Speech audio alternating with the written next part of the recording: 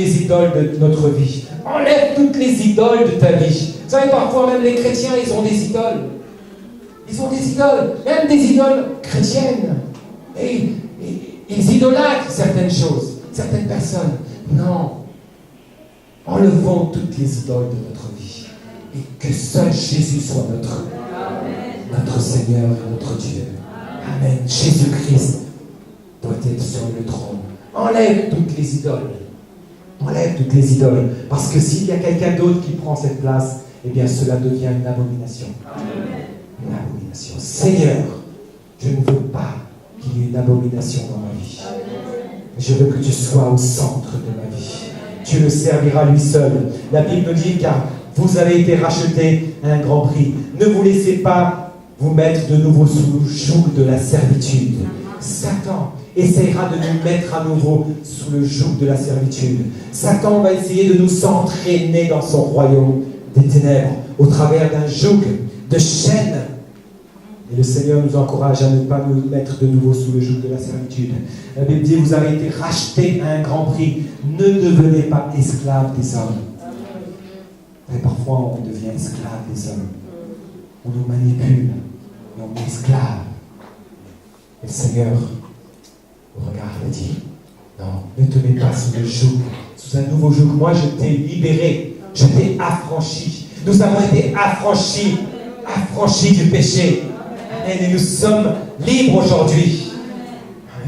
Étant affranchis du péché et devenus esclaves de Dieu. Nous sommes affranchis du péché. Moi, je préfère de loin être esclave de Dieu qu'esclave des hommes. N'est-ce pas? Moi, je préfère être esclave de Dieu. Amen, parce qu'il a tout pouvoir. Tout lui appartient. Donc, si je suis son esclave, eh bien, s'il n'y a pas de problème, il va tout donner. Soyez esclaves de Dieu. Soyons ses esclaves. Mais le Seigneur ne veut pas faire de nous des esclaves. Il veut faire de nous des enfants. Ses enfants. Amen, nous sommes les enfants de Dieu.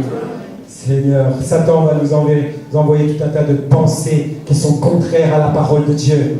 Amen, comme il a fait avec Jésus. Il va essayer de t'envoyer tout un tas de pensées contraires à la parole de Dieu. Et en tant que chrétiens, eh bien, nous devons apprendre à renverser tous ces raisonnements humains. Amen. Et nous lisons dans 2 Corinthiens 10:3. Si nous marchons dans la chair, nous ne combattons pas selon la chair. Car les armes avec lesquelles nous combattons ne sont pas charnelles. Mais elles sont puissantes devant Dieu. Pourquoi? Pour renverser toutes les forteresses. Nous renversons tous les raisonnements et toute hauteur qui s'élève contre la connaissance de Dieu. Et nous amenons toute pensée captive à l'obéissance de Christ. Amen. On renverse tous les raisonnements humains. On renverse tous les raisonnements de notre société. Et nous amenons toute notre pensée à l'obéissance de Christ. Alléluia. Amen. Nous pouvons être vainqueurs. Nous sommes appelés à être des vainqueurs. Nous sommes appelés à entrer dans ce royaume de Dieu, dans le royaume de lumière, afin d'être vainqueurs et de vivre cette vie victorieuse. Donc en conclusion, mes amis, bien nous pouvons être des vainqueurs.